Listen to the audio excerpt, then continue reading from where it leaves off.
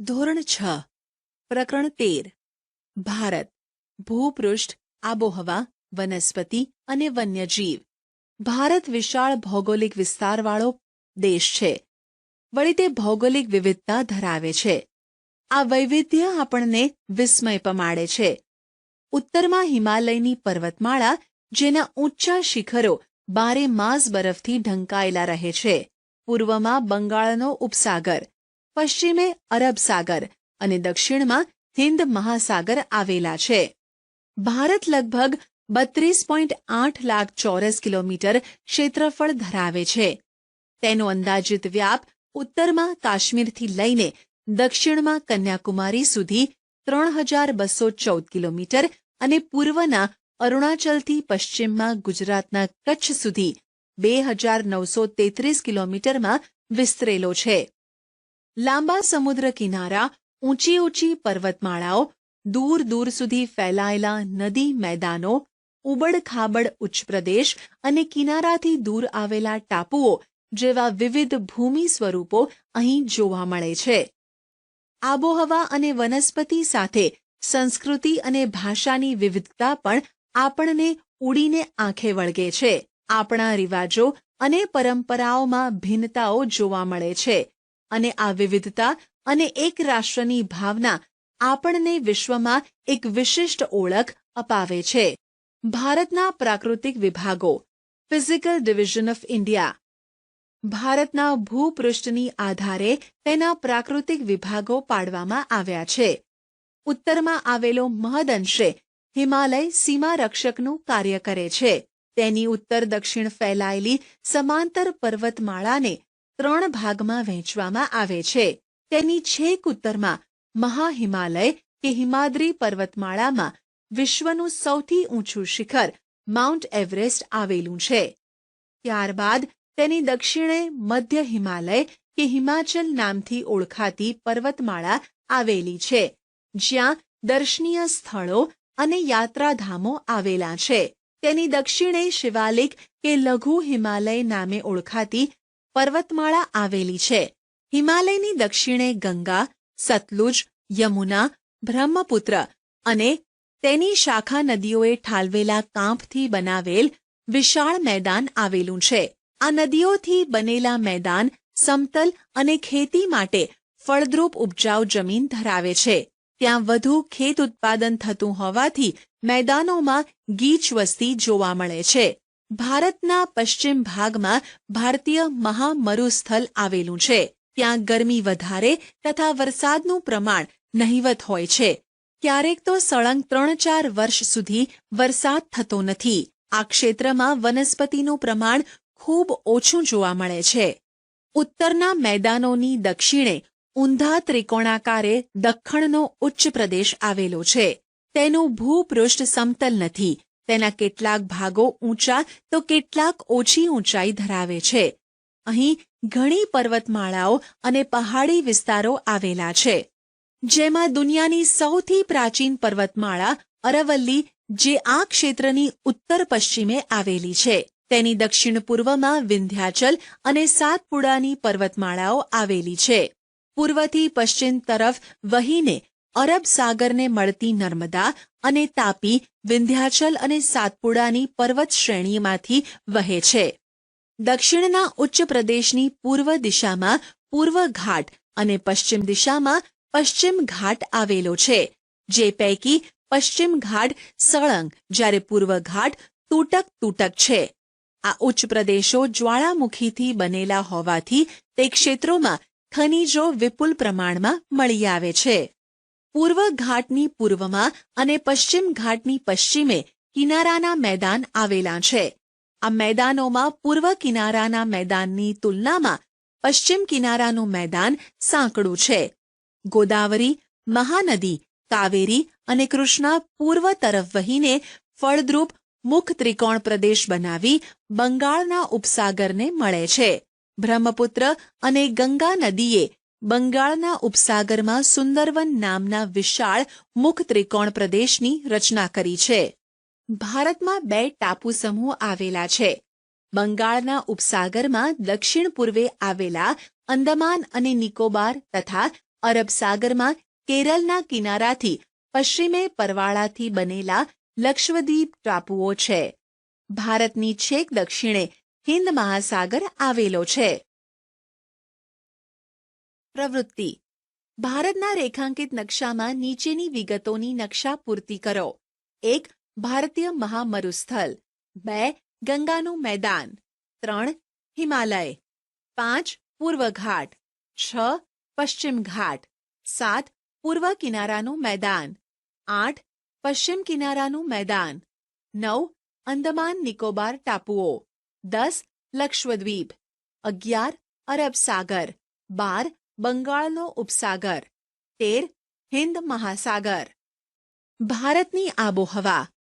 વાતાવરણમાં થતા રોજિંદા ફેરફારને હવામાન કહે છે અને કોઈ પણ સ્થળમાં હવામાનના તત્વોની આશરે 30 વર્ષની સરેરાશ પરિસ્થિતિને આબોહવા કહે છે.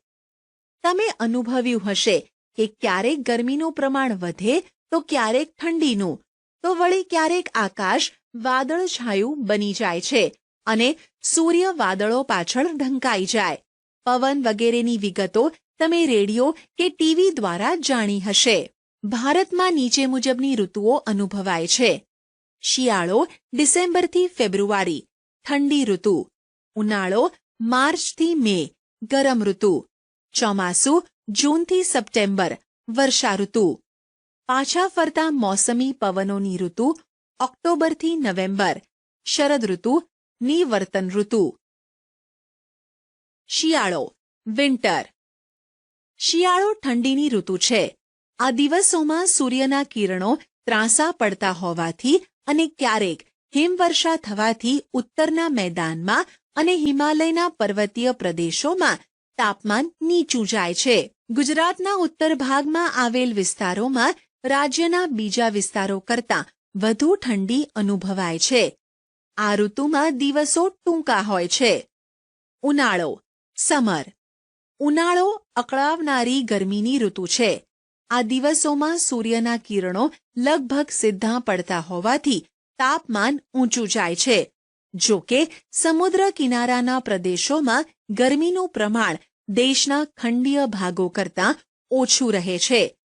બપોરે ગરમ સૂકા પવનો ફૂંકાય છે, જેને લૂ કહે છે. આ ઋતુ દરમિયાન ગુજરાતના ઉત્તર ભાગ અને રાજસ્થાનના પશ્ચિમ ભાગમાં વધુ ગરમી અનુભવાય છે. આ ઋતુમાં દિવસો શિયાળાની તુલનામાં લાંબા હોય છે. ચોમાસું. મોન્સૂન.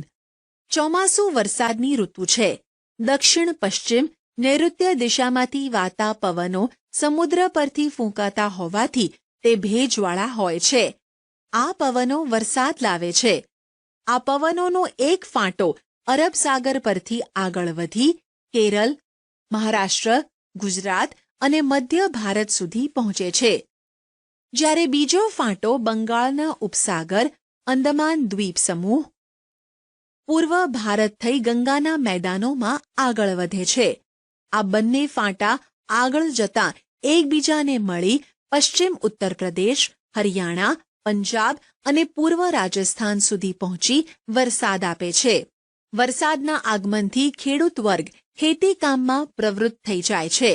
આ પવનોના માર્ગમાં પર્વતો આવે ત્યારે ત્યાં વધુ વરસાદ આવે છે. ગુજરાતમાં વરસાદની શરૂઆત જૂન મહિનાના બીજા કે ત્રીજા સપ્તાહથી શરૂ થઈ જુલાઈના પહેલા સપ્તાહ સુધીમાં તો આખા ગુજરાતમાં વર્ષા ઋતુનું આગમન થઈ જાય છે.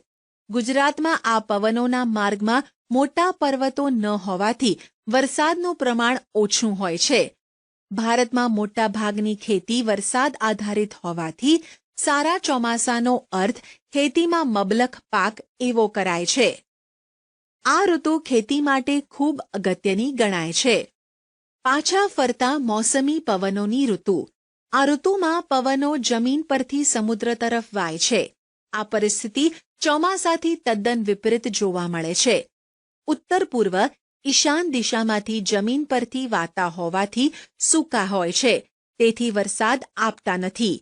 આ દિવસોમાં આકાશ વાદળો વિનાનું સ્વચ્છ જોવા મળે છે. તાપમાન ઠીક પ્રમાણમાં વધે છે અને તેની લોકોના આરોગ્ય પર વિપરીત અસર પડે છે. ઓક્ટોબર પૂરો થતાં તાપમાન ઘટવા માંડે છે અને નવેમ્બરથી વહેલી સવારે ઠંડી અનુભવાય છે. આ પવનો બંગાળના ઉપસાગર પરથી પસાર થતાં ભેજવાળા બને છે અને ભારતના પૂર્વ કિનારે આવેલ તમિલનાડુ અને આંધ્રપ્રદેશમાં તે આ દિવસોમાં વરસાદ આપે છે. ભારતની આબોહવામાં સ્પષ્ટ ઋતુભેદ અનુભવાય છે. તેની ખાસિયતને કારણે સામાન્ય રીતે મોસમી આબોહવા કહેવાય છે. વનસ્પતિ, જંગલોના પ્રકાર, વેજીટેશન, ટાઇપ્સ ઓફ ફોરેસ્ટ. આપની ચોતરફ વિવિધ પ્રકારના ઝાડ છોડવા અને ઘાસ જોવા મળે છે. કેટલીક વનસ્પતિ સુંદર મજાના ફૂલોવાળી તો કેટલીક કાંટાળી હોય છે. અમુક વૃક્ષો ઘેઘોર ઘટાદાર તો અમુક નીચા અને પાંખા હોય છે. વનસ્પતિ એક પ્રદેશ કરતાં બીજા પ્રદેશમાં અલગ અલગ હોય છે. આ વિવિધતાનું કારણ આબોહવામાં રહેલી વિભિન્નતા છે. આ આબોહવાને આધારે જ વનસ્પતિના પ્રકાર પાડવામાં આવે છે. વરસાદનું પ્રમાણ વનસ્પતિની આ વિવિધતા સર્જન માટેનો મુખ્ય આધાર છે. જંગલોના પ્રકારો આ મુજબ છે. ઉષ્ણ કટિબંધીય વરસાદી જંગલો, ટ્રોપિકલ રેની ફોરેસ્ટ. જ્યાં વરસાદનું પ્રમાણ વધારે હોય છે ત્યાં ઉષ્ણ કટિબંધીય વરસાદી જંગલો આવેલા હોય છે. આ જંગલોના વૃક્ષો ઘેઘૂર અને ઘટાદાર હોવાથી સૂર્યના કિરણો જમીન સુધી પહોંચી શકતા નથી. અનેક જાતના વૃક્ષો, વેલાઓ અને છોડવા એટલે કે ફર્ન્સ ત્યાં જોવા મળે છે. વળી બધી જાતના વૃક્ષોમાં એક સાથે પાનખર આવતી નથી, પણ વર્ષભર અલગ સમય આવતી હોવાથી તે હંમેશા લીલાછમ દેખાય છે. આ પ્રકારના જંગલો પશ્ચિમ ઘાટના કિનારાના તરફના ઢોળાવોમાં પટ્ટી રૂપે અને અંદમાન નિકોબાર ટાપુઓમાં તથા ઉત્તર પૂર્વ ભારતના કેટલાક ભાગોમાં આવેલા છે. મહોગોની, રોઝવુડ, નેતર વગેરે વૃક્ષો અહીં જોવા મળે છે. ઉષ્ણ કટિબંધીય પાનખર જંગલો, ટ્રોપિકલ ડેસિડ્યુઅસ ફોરેસ્ટ. આ પ્રકારના જંગલો ભારતમાં ઘણા મોટા ભાગ પર આવેલા છે. આ જંગલો ઓછા ઘટાદાર હોય છે. તેમાં પાનખર ઋતુ દરમિયાન વૃક્ષો પાંદડા ખેરવે છે. આથી તેને ખરાઉ મોસમી જંગલો એવા નામે પણ ઓળખવામાં આવે છે. સાગ, સાલ, વાંસ, મહોડો, લીમડો વગેરે વૃક્ષો આ પ્રકારના જંગલોમાં જોવા મળે છે. સૂકા ઝાંખરાવાળા જંગલો, ડ્રાય એન્ડ સ્ક્રબ ફોરેસ્ટ. આ પ્રકારના જંગલો ઓછા વરસાદના પ્રદેશોમાં જોવા મળે છે. અહીં થતાં વૃક્ષો કાંટાળા હોય છે. થોર, ખેર, ખીજડો, બાવળ, બોરડી વગેરે મુખ્ય છે.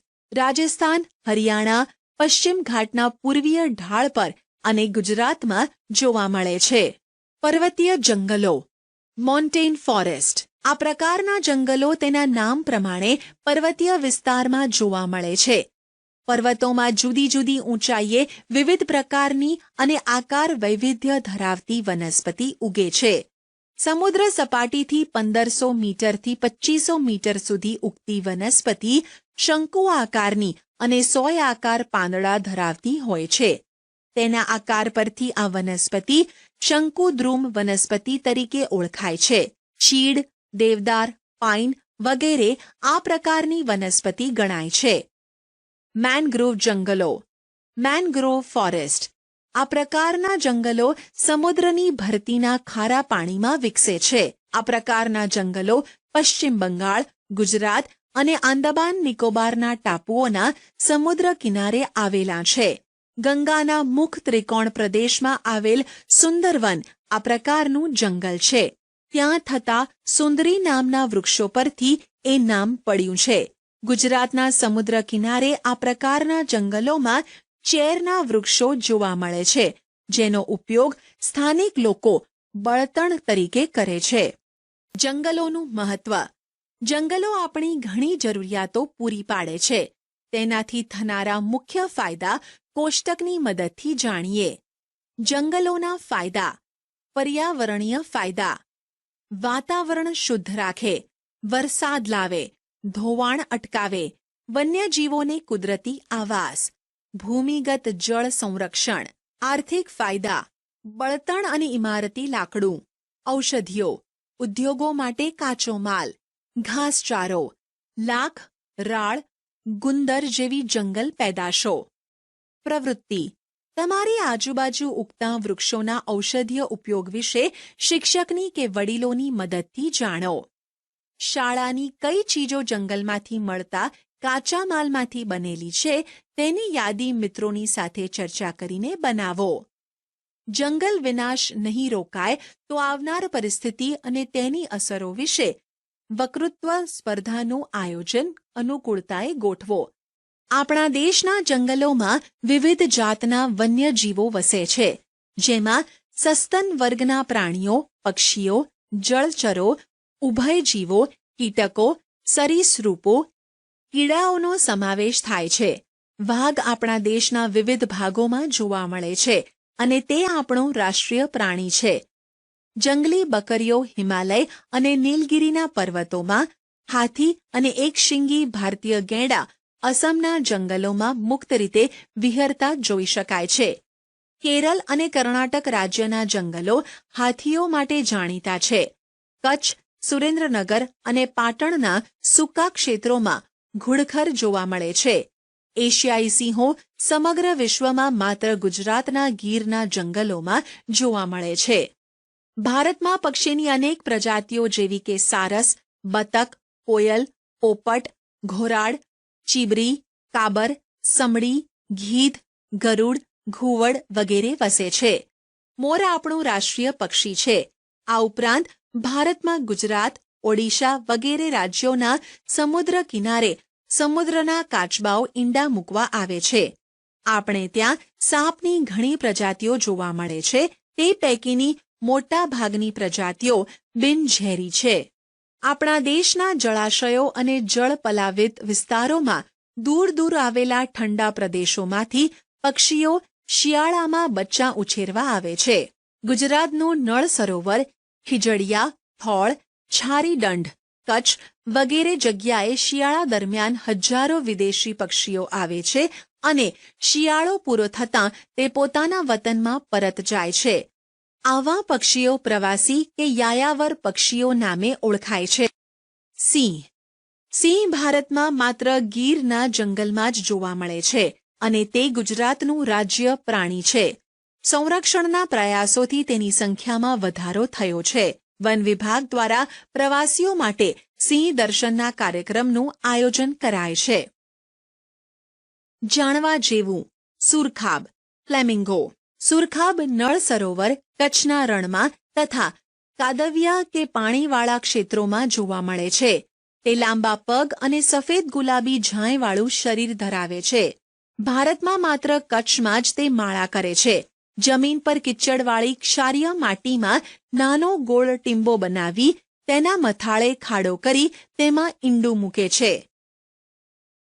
અભયારણ્યો, રાષ્ટ્રીય ઉદ્યાનો અને જૈવ આરક્ષિત ક્ષેત્રો, sanctuary, national parks, bio reserve zone. વન્યજીવોના સંરક્ષણના હેતુથી કેટલાક વિસ્તારોને ખાસ કાયદાકીય જોગવાઈથી નીચે મુજબના વિસ્તારો કે ક્ષેત્રો જાહેર કરવામાં આવે છે, જેની મુખ્ય વિગતોની માહિતી મેળવીએ. અભયારણ્ય. રચના: રાજ્ય સરકાર દ્વારા. અન્ય વિગતો: પાલતુ પશુઓને મંજૂરી બાદ ચરાવવાની છૂટ. ઉદાહરણ: બાલારામ અભયારણ્ય, નળ સરોવર પક્ષી અભયારણ્ય. રાષ્ટ્રીય ઉદ્યાન. રાજ્ય અને કેન્દ્ર સરકારના સંકલનથી પાલતુ પશુઓને ચરાવવા પર સંપૂર્ણ પ્રતિબંધ. ગીર રાષ્ટ્રીય ઉદ્યાન, વેળાવદર રાષ્ટ્રીય ઉદ્યાન. જૈવ આરક્ષિત ક્ષેત્ર. આંતરરાષ્ટ્રીય માપદંડો મુજબ. તમામ બહારની માનવીય પ્રવૃત્તિઓ પર સંપૂર્ણ પ્રતિબંધ. કચ્છ રણનું આંશિક ક્ષેત્ર. નીલગિરીનું ક્ષેત્ર. દક્ષિણ ભારત. જંગલો અને વન્યજીવોની સુરક્ષા આપણા સૌની જવાબદારી છે. તેના સરકાર દ્વારા ઘડવામાં આવતા કાયદા અને મૂકવામાં આવતા પ્રતિબંધોનો અમલ કરવા આપણે સૌએ કટિબદ્ધ થવું પડશે. પ્રવૃત્તિ: શાળામાં વન વિભાગના અધિકારીને વક્તવ્ય માટે બોલાવી તમારા વિસ્તારની વનસ્પતિ અને વન્યજીવોની માહિતી જાણો. આશા છે કે તમને આ ઈ લર્નિંગ મોડ્યુલમાં મજા આવી હશે. આભાર.